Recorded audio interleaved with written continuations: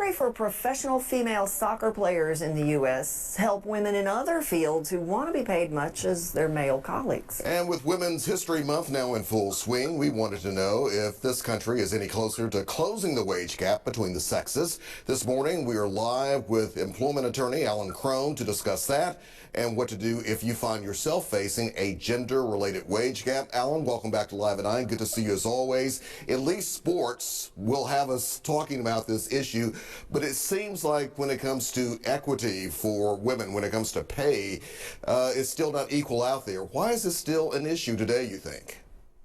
Well, good morning. Thanks for having me on.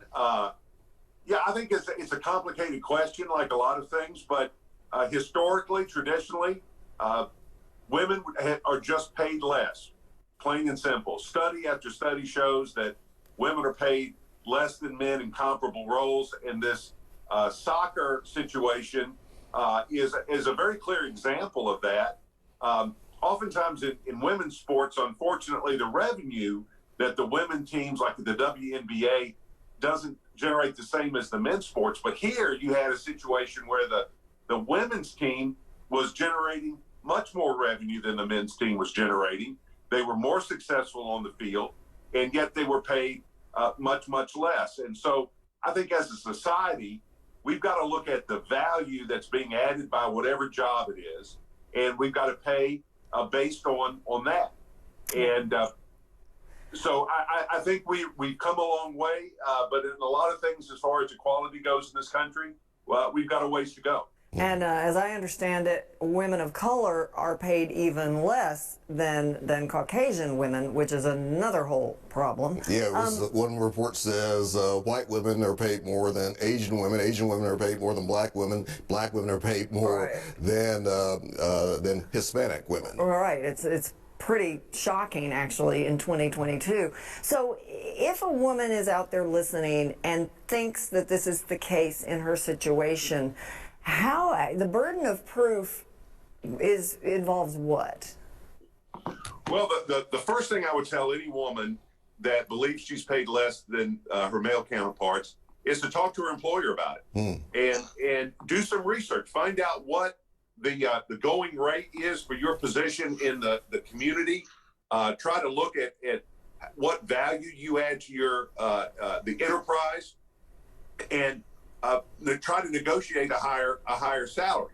Now, if that doesn't work, then you can always go to the EEOC and to a private attorney and see if you can't get some recourse that way. Now, the statute of limitations is very, very short. You've only got a year to do that. So every day that goes by, you're losing a day off of your statute of limitations if you're if the pay gap is a historical one. So it's not something that you need to sleep on. You need to take action. And really, that's the only way this is going to change, is if women demand what they're worth. And Alan, a lot of folks will say this just simply makes sense because in many cases you have men and women handling the same roles, and then you also have many women who are also head of their own households, taking on a major responsibility there. So why not do this? Why not pay everyone equally? Well, I think that, I think there are very few people that say consciously, I'm going to pay the women less than I'm paying the men. But I think there are a lot of factors that go into it. One of the things is if you're paid at a low rate in one employer, and you go to another employer and they ask you, well, what were you making at your other employer? And you say, well, I was making $60,000 a year, which may have been, let's say that was $10,000 less than what your male counterparts were making. Well, even if you get a raise at the next one to say $65,000, you're still $5,000 short. So daisy chaining compensation rolls from one employer to another is a problem. And so what employers need to do is they need to decide before they post the job what it's worth and what it's going to take to get the best person, male, female, black, white, no matter what their background is, and offer that amount and pay what the position is worth. Of course, companies are looking to they're looking at their bottom line and they want to pay everybody as little as they can.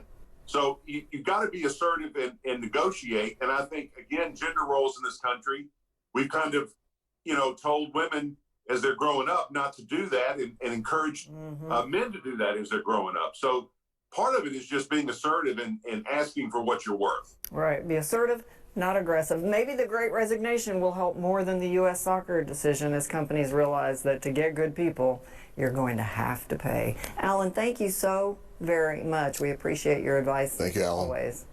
My pleasure. Good to see you.